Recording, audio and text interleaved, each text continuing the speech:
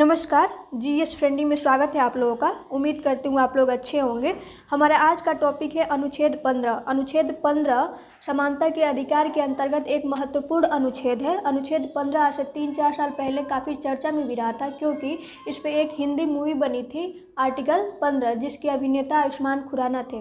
मैंने फेसबुक पे एक क्वेश्चन पूछा था कि आर्टिकल 15 किससे संबंधित है, तो किसी ने कमेंट किया था कि आयुष्मान खुराना से। तो किसी चीज़ को याद करने के लिए अगर हम फनी तरीके से याद करें, या जो चीज़ हमें याद नहीं हो पा रहा है उस पर कोई फनी ट्रिक बनाए, तो वो जल्दी याद भी हो जाता है और माइंड में भी बहुत समय तक रहता है। तो चलिए देखते हैं अनुच्छेद 15 के अंतर्गत कि अनुच्छेद 15 के तहत हमें या नागरिकों को क्या क्या व्यवस्थाएं दी गई हैं, और अनुच्छेद 15 कितने खंडों में विभाजित है तथा अनुच्छेद 15 का क्या महत्व है। तो चलिए शुरू करते हैं अनुच्छेद 15। अनुच्छेद 15 धर्म, मूल वंश, जाति, लिंग तथा जन्म स्थान के आधार पर किसी भी नागरिक से भेदभाव का निषेध करता है। अनुच्छेद 15 के अनुसार धर्म, मूल वंश, जाति, लिंग तथा जन्म स्थान के आधार पर भेदभाव नहीं किया जा सकता है किसी भी नागरिक के साथ। भारत देश के अंदर किसी भी नागरिक के साथ धर्म, मूल वंश, जाति, लिंग तथा जन्म स्थान के आधार पर भेदभाव नहीं किया जा सकता है।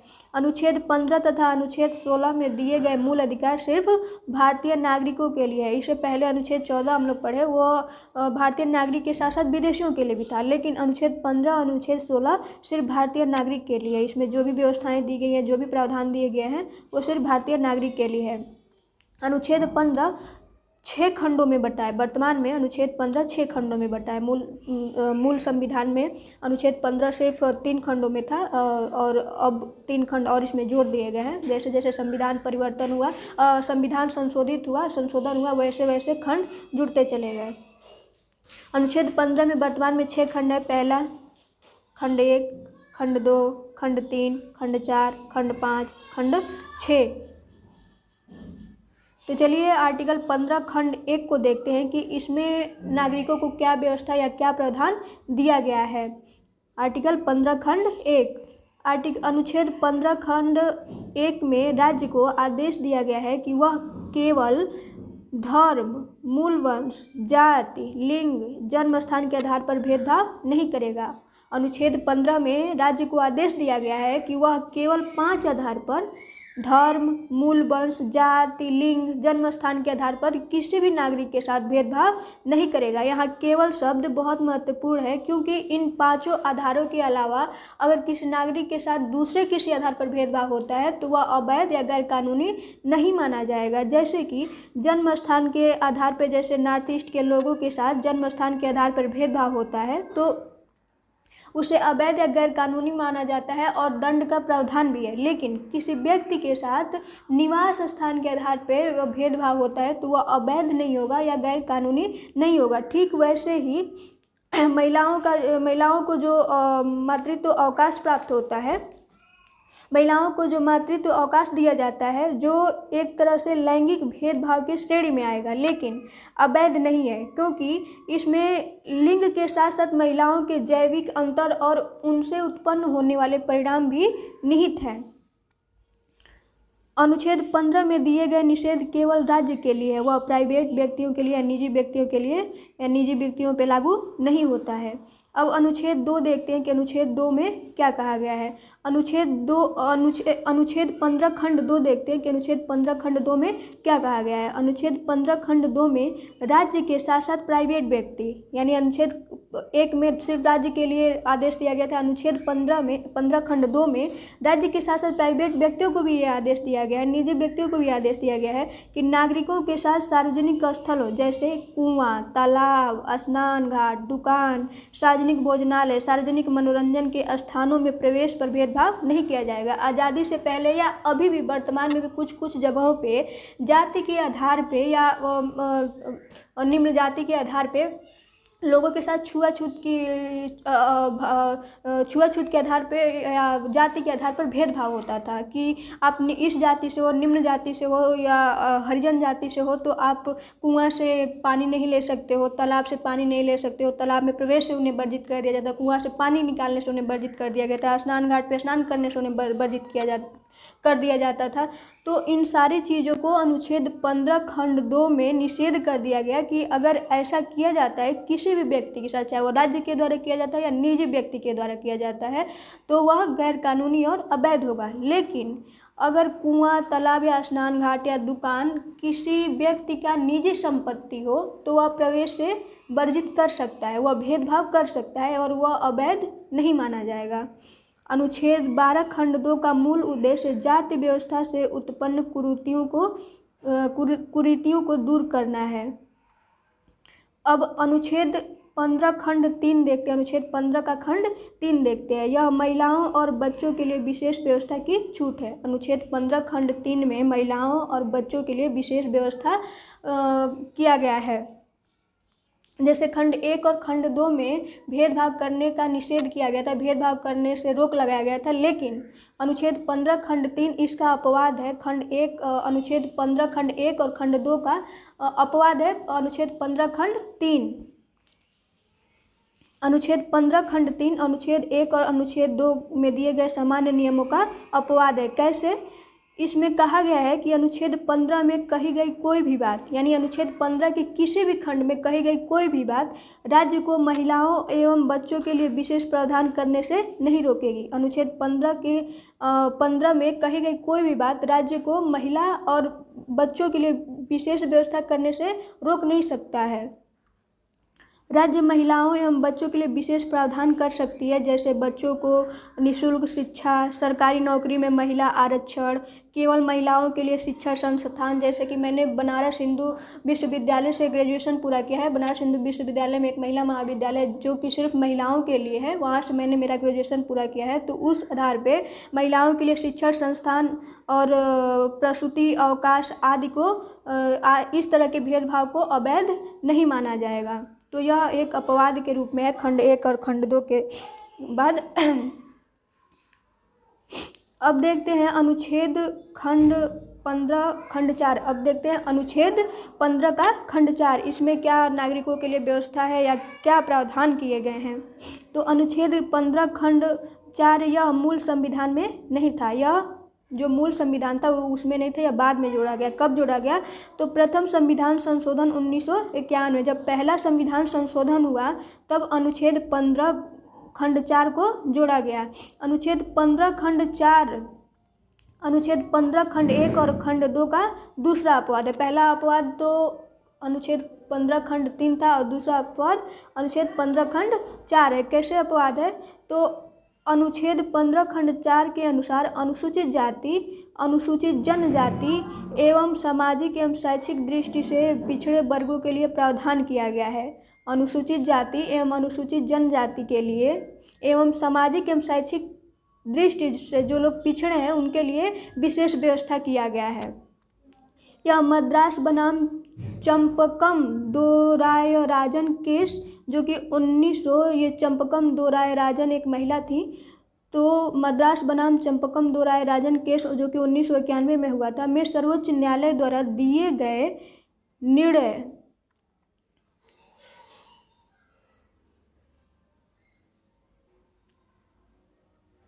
यह मद्रास बनाम चंपकम दोरायराजन केस 1991 में सर्वोच्च न्यायालय द्वारा दिए गए निर्णय के संदर्भ में अनुसूचित जाति एवं अनुसूचित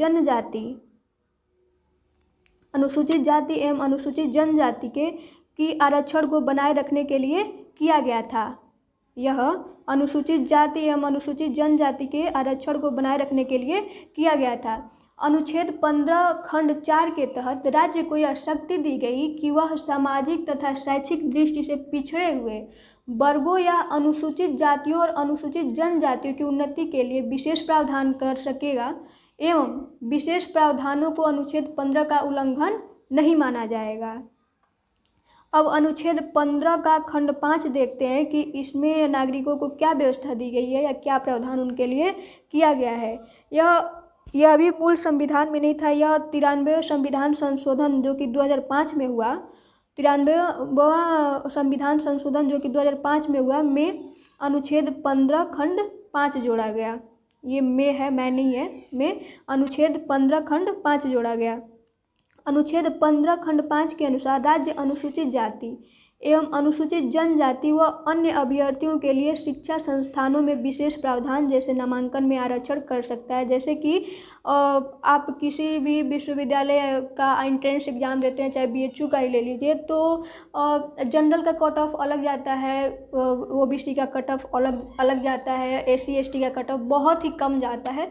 तो उसकी बात यहाँ हो रहा है कि अनुच्छेद 15 खंड 5 के अनुसार राज्य अनुसूचित जाति एवं अनुसूचित जनजाति व अन्य अभ्यर्थियों के लिए शिक्षा संस्थानों में विशेष प्रावधान जैसे नामांकन में आरक्षण कर सकता है। यह अवैध नहीं होगा। यह सार्वजनिक शिक्षा संस्थान एवं निजी, यह जो सरकारी शिक्षा संस्थान है और जो प्राइवेट शिक्षा संस्थान है, दोनों के लिए किया जा सकता है। यह दोनों पे लागू होगा।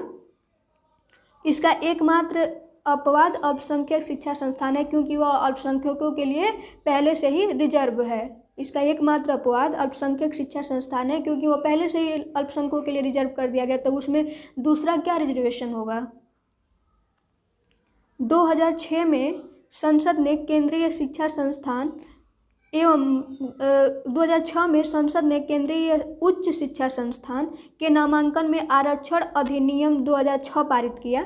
2006 में संसद ने केंद्रीय उच्च शिक्षा संस्थान के नामांकन में आरक्षण अधिनियम पारित किया। इसके द्वारा इन संस्थानों में नामांकन में आरक्षण लागू कर दिया गया। एक केस हुआ था अशोक कुमार ठाकुर केस 2008 में।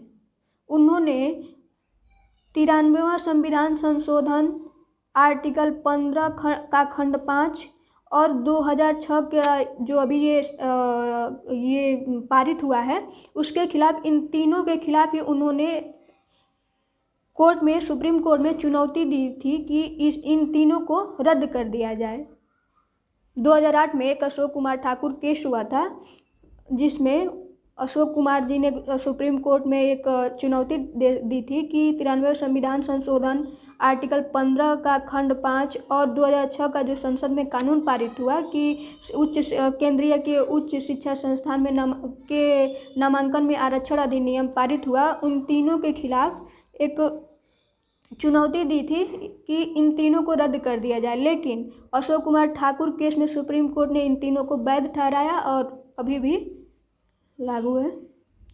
अब अनुच्छेद 15 का खंड 6 देखते हैं। यह काफ़ी छोटा है। यह 103वां संविधान संशोधन जो कि अभी 2019 में हुआ था, 103वां संविधान संशोधन जो 2019 में हुआ है, के द्वारा अनुच्छेद 15 खंड 6 जोड़ा गया, जिसके द्वारा आर्थिक रूप से कमज़ोर वर्ग में EWS के लिए, जो आर्थिक रूप से कमज़ोर हैं सवर्णों में, उनके लिए 10% आरक्षण की व्यवस्था किया गया। EWS के लिए 10% आरक्षण की व्यवस्था। अब देखते हैं कि अनुच्छेद 15 का महत्व क्या है। अनुच्छेद 15 का महत्व, पिछड़े और शोषित लोगों को सशक्त बनाने का काम किया गया। पहले पिछड़े तबके के जो लोग थे, जो शोषित लोग थे, उनको काफ़ी दबाया कुचला गया था, उनके साथ भेदभाव, छुआछूत और निम्न जाति के आधार पर काफ़ी परेशान किया जाता था। तो उनको सशक्त बनाने के लिए, उनको मुख्य श्रेणी में लाने के लिए काम किया गया।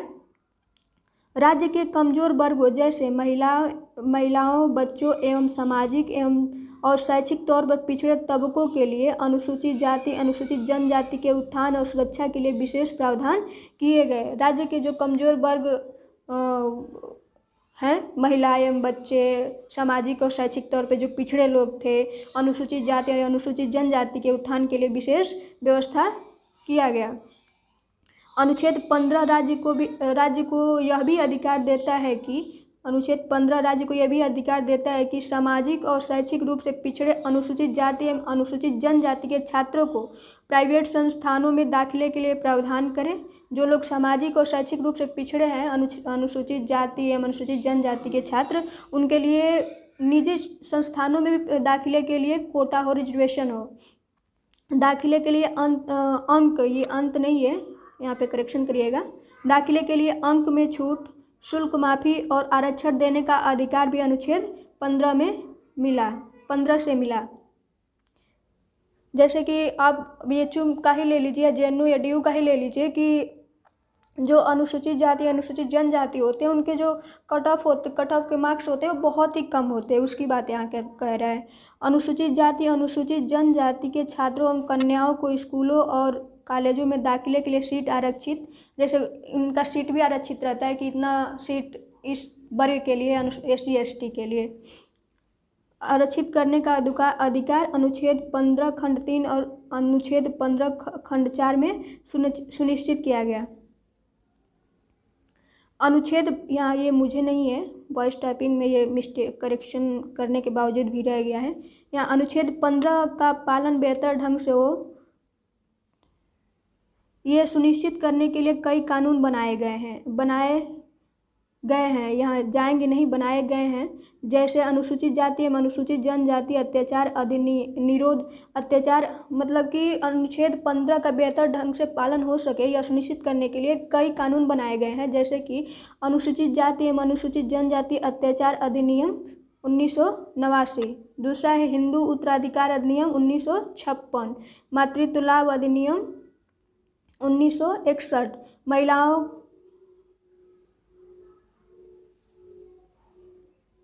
ये कुछ गलत टाइपिंग हो गया है, दिव्यांग अधिनियम 2006, मेंटल हेल्थ केयर एक्ट 2017 शामिल है। इन कानूनों का पालन नहीं होता है तो दंड का प्रावधान है। इस तरह मौलिक अधिकारों की रक्षा होती है। अच्छा, पूरा जो आर्टिकल 15 है उसका निचोड़ इतना है कि अनुच्छेद 15 सामाजिक रूढ़ियों कुरीतियों के खिलाफ शस्त्र है। पूरा जितना भी आर्टिकल 15 हमने पढ़ा उसका एक लाइन में अगर निचोड़ निकालें तो यही होगा कि अनुच्छेद 15 सामाजिक रूढ़ियों कुरीतियों के खिलाफ एक शस्त्र है। तो ये रहा आर्टिकल 15। मैंने अपनी तरफ से पूरी कोशिश की कि आपको अच्छे से समझा पाऊँ। मेरी तबीयत थोड़ी ख़राब चल रही है और ट्रीटमेंट भी चल रहा है। बहुत जल्द आप लोगों की शुभकामनाएँ दुआएँ मेरे साथ है, तो बहुत जल्द मेंटली फिजिकली फिट होकर आप लोगों के सामने आऊँगी और इससे भी अच्छा करने की कोशिश करूँगी। और हर दिन जो आप लोग मुझे इनबॉक्स में या कमेंट में बॉक्स में मेरा हौसला अफजाई करते हैं उसके लिए फिर से धन्यवाद, क्योंकि इस टाइम मुझे उसकी ज़रूरत भी है। अब कल का जो टॉपिक होगा वो आर्टिकल 16 होगा। मैं कोशिश करूँगी कि अब लंबा वीडियो बनाऊँ। जैसे ही मेरी तबीयत सही होती है, मैं मेंटली फिजिकली फिट होती हूँ, तो मैं पूरी कोशिश करूँगी कि दिन में 1-2 वीडियो दे दूँ, और एक ही वीडियो दूँ तो अच्छा खासा अच्छे से दूँ। तो चलिए आज का लेक्चर यहीं ख़त्म करते हैं। बाहर कोई रो रहा है, उसकी आवाज़ भी बहुत तेज़ से आ रही है। तो आपका दिन शुभ हो। जय हिंद। एक बात और कहनी थी आप लोगों से कि जब आप लोग वीडियो देखते हैं तो कमेंट बॉक्स में ज़रूर बताया करें कि वीडियो कैसी लगी। इससे मेरा हौसला बढ़ता है। वीडियो अगर अच्छी लगी तो वो कमेंट किया करिए, अगर उसमें कोई कमी लगा तो वो भी कमेंट किया करिए कि ताकि मैं उस कमी को सुधार कर सकूं, अगला वीडियो उससे अच्छा ला सकूं, अच्छे से समझा पाऊँ। मैं तेज़ बोलती हूँ, उसे धीमे बोलने चाहिए, सही जो भी बोलती हूँ वो सही बोल रही हूँ। ये सारी चीज़ों को आप लोग कमेंट बॉक्स में ज़रूर बताया करिए, उससे मेरा मनोबल बढ़ता है। और दूसरी चीज़ की आज मैं बोलूँगी कि मेरी वीडियो अगर अच्छी लगती है तो उसे मेरा सपोर्ट करने के लिए, मेरा हौसला बढ़ाने के लिए लाइक करें, सब्सक्राइब करें, शेयर करें और कमेंट करें। जय हिंद।